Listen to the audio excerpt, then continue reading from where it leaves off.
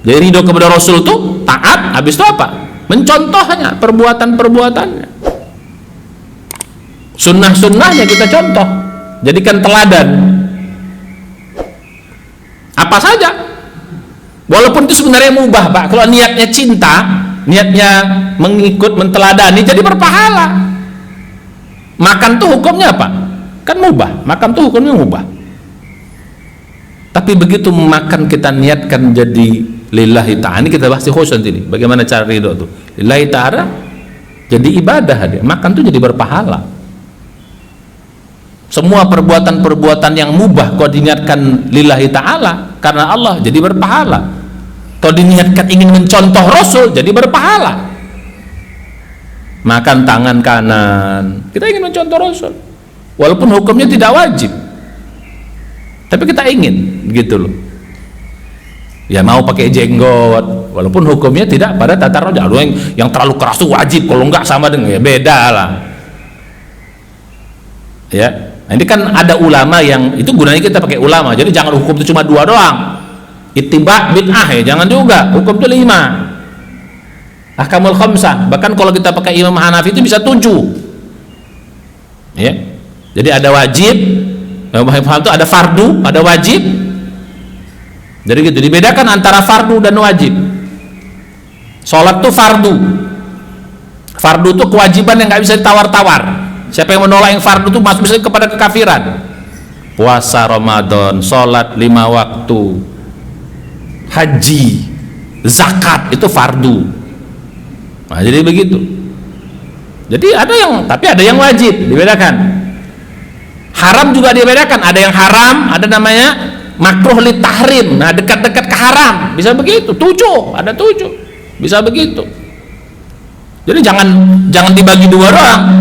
Kalau nggak sunnah bid'ah ya nggak bisa begitu. Kok hukum cuma 2? Itu tidak pernah terjadi di zaman para ulama-ulama salaf dulu, walaupun orang banyak ngaku salaf gitu. Orang salaf dulu nggak ada hukumnya cuma 2. Jadi kalau nggak pakai jenggot nggak sunnah berarti bid'ah, nggak bisa begitu hukumnya. Ya kita ikut ulama, ya karena kita bukan orang ahli yang dalam itu. Tapi kembali ngikutnya pakai apa? Hawa nafsu kah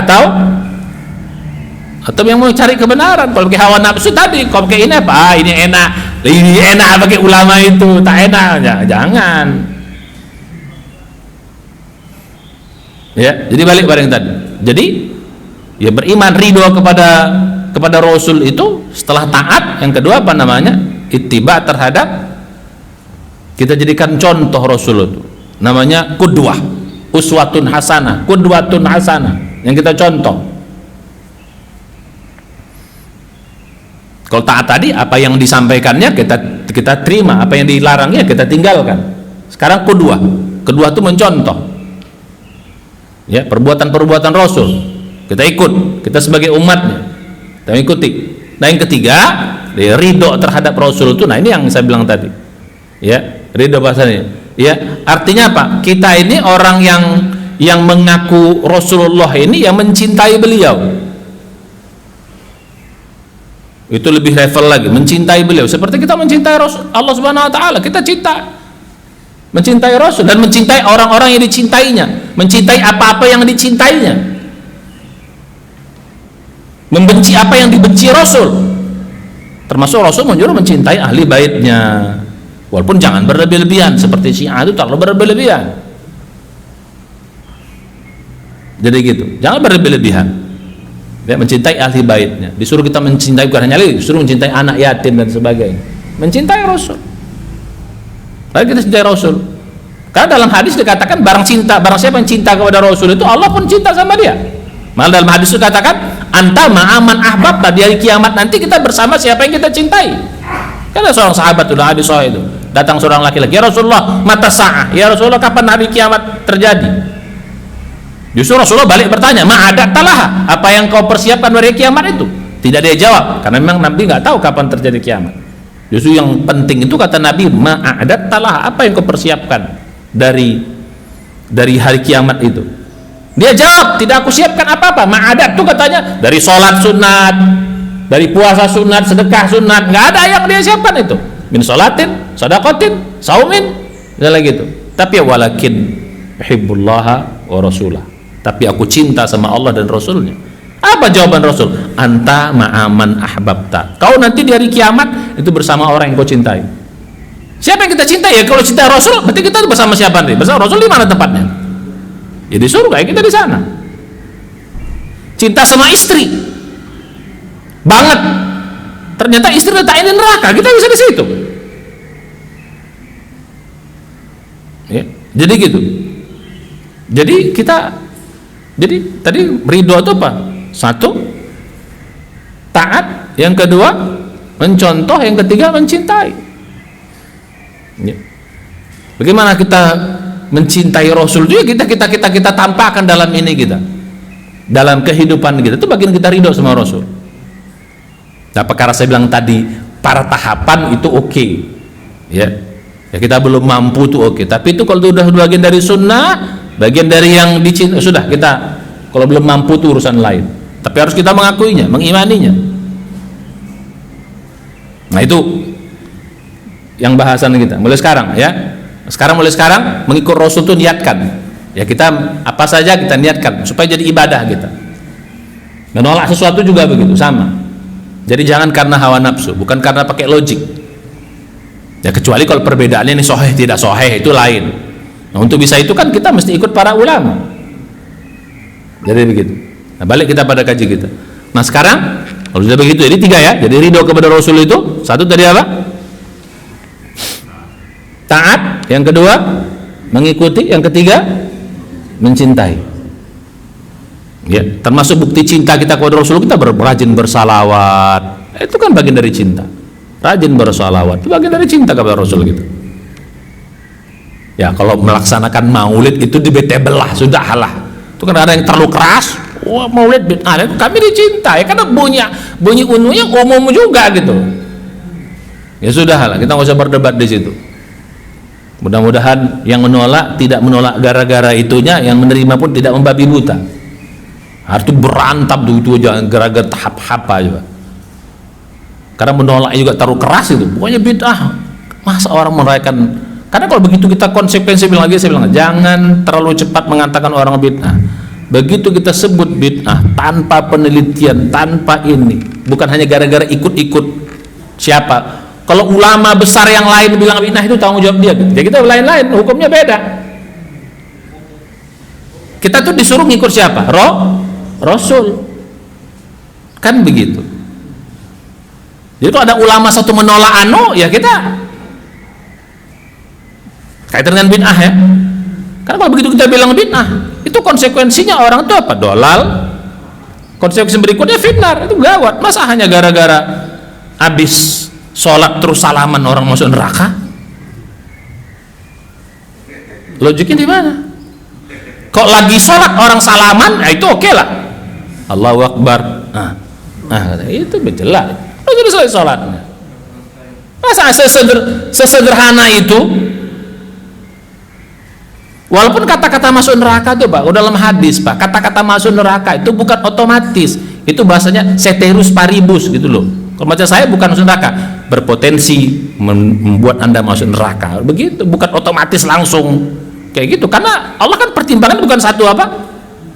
Bukan satu titik, satu analisa Allah itu pandangannya wasi'un alim, maha luas dan maha mengetahui. Ini kita enggak main ini bukan neraka kau. Apa kalau tidak mempertimbangkan sholatnya? Apa kalau tidak mempertimbangkan ibadah-ibadahnya, kebaikan-kebaikannya? Hanya gara-gara habis sholat dia salaman terus dia masuk neraka? Loh kok ketawanya gitu Bang? Jangan ngejek ketawa gitu Bang. Akal nih, Allah kan kasih akal dong, pakai dong. Itu apa lo kasih akal? Beragama harus pakai akal. Walaupun akal itu harus berada di bawah ini. Jadi sudahlah, jangan perlu, nggak akan kelar, nggak ke kiamat, nggak akan selesai urusan begini. Sudah dia mudah-mudahan dengan Anda itu benar cinta, tapi jangan berlebihan cintanya. Cinta jangan sampai berlebihan akhirnya menganggap Nabi itu seperti Nabi juga melarang.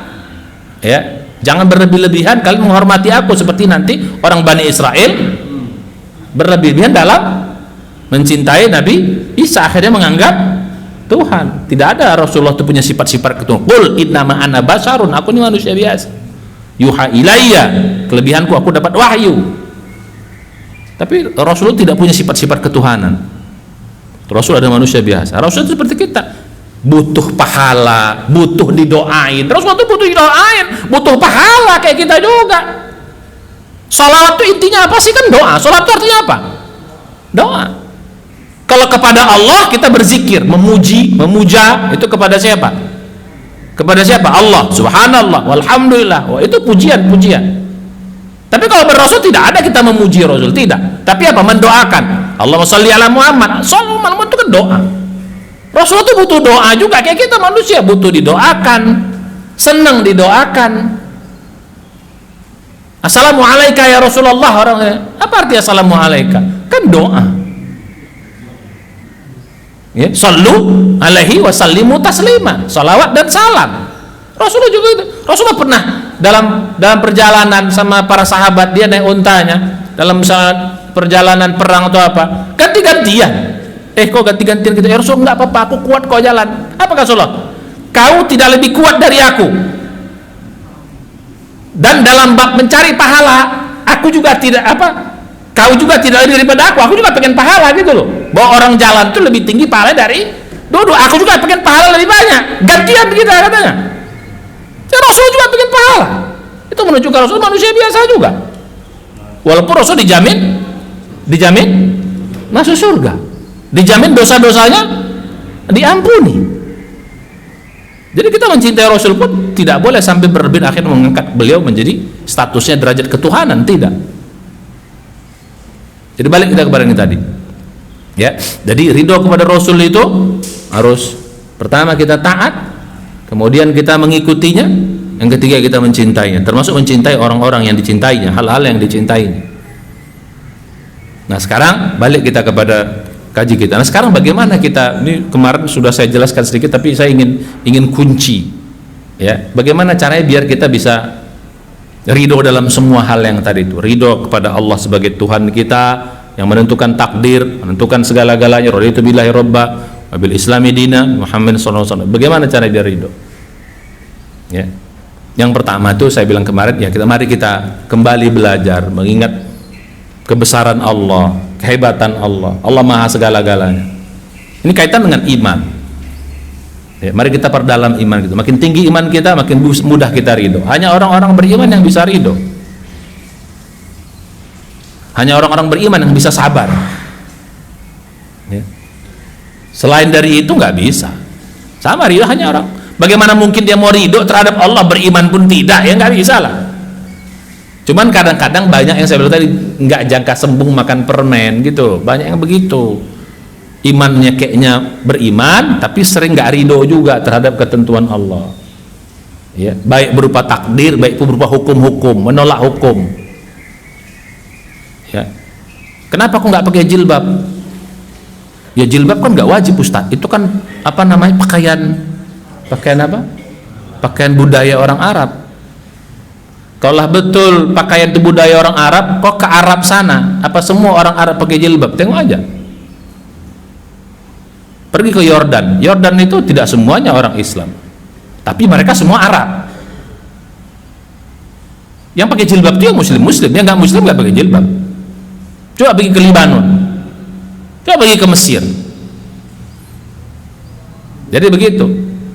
Nah, jadi itu kalau nama itu pakaian berarti apa? Beda dengan jubah. Kalau jubah memang ya itu jubah bagi laki-laki itu budaya, betul. Kok di sana laki-laki semuanya pakai jubah. Makan pun pakai jubah. Kalau bisa main bola pun pakai jubah orang itu. Tapi begini kan itu kalau jadi beda pakaian perempuan beda dengan pakaian laki-laki.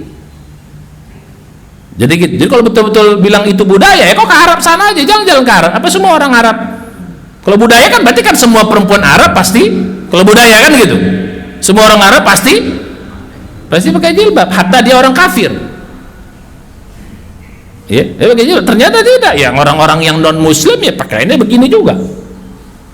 Musim-musim panas itu, kita panas juga kita nengok di Jordan itu. Sedap-sedap juga kita kan gitu. Ya banyak istighfar Pak. Nah, balik kita kepada gaji kita. Ya, jadi gitu. Jadi kaitan dengan iman. Nah, yang kedua, untuk bisa ridho itu, saya bilang tadi, pertama kembalikan kepada Allah. Nah, kedua kembalikan kepada pahala. Bahwa kalau kita ridho kepada Allah, ridho terhadap Islam dari ridho, kita dapat ridhonya Allah gitu loh. Makanya orang beriman tuh selalu kembalinya kepada dapat pahala, dapat senang, dapat ridho Allah. Yang saya bilang tadi, faman rodiya falahu ridho, waman sakhita falahu sukhtu. Barang siapa yang ridho terhadap ketentuan Allah, ridho tadi pada Islam sebagai agama, ridho Rasul sebagai nabi, Muhammad sebagai nabi dan Rasul, maka kita akan dapat ridho. Kalau udah ridho sama kita, doa kita dikabul. Bahkan lebih khusus lagi apa namanya? Bukan hanya sekedar doa-doa di akhirat saja, bukan. Di dunia ini banyak Allah berikan manfaat orang ridho itu. Diberi ketenangan. Coba lihat dalam surat ke-48 Al-Fath itu. Ya. Laqad radiyallahu 'anil mu'minin idh yubayyi'unaka tahta syajarah. Jadi wa anzala sakinah. Jadi gitu. Begitu Allah ridho, Allah turunkan sakinah nanti. Ya. Ayat berapa belas itu? Ya, laqad radiyallahu 'anil mu'minina idh yubayyi'una fihim ya tahta syajarah fa'alima ma fi qulubihim wa anzala sakinata 'alaihim. Lihat surat 48. Ya, kalau begitu Allah ridho sama kita, itu apa? Wa anzala sakinah, akan diturunkan ketenangan kepada kita. Itu halaman ketiga itu ya. Ya. Ya, ayat 18. Laqad radiyallahu 'anil mu'minina idh yubayyi'unaka tahta syajarah fa'alima ma fi qulubihim fa anzala sakinata 'alaihim. Dilihat tuh, wa athabahum fathan qariba. Oh, di situ. Akan dijanjikan akan mendapatkan kemenangan yang dekat. Bukan hanya itu, apalagi di dunia.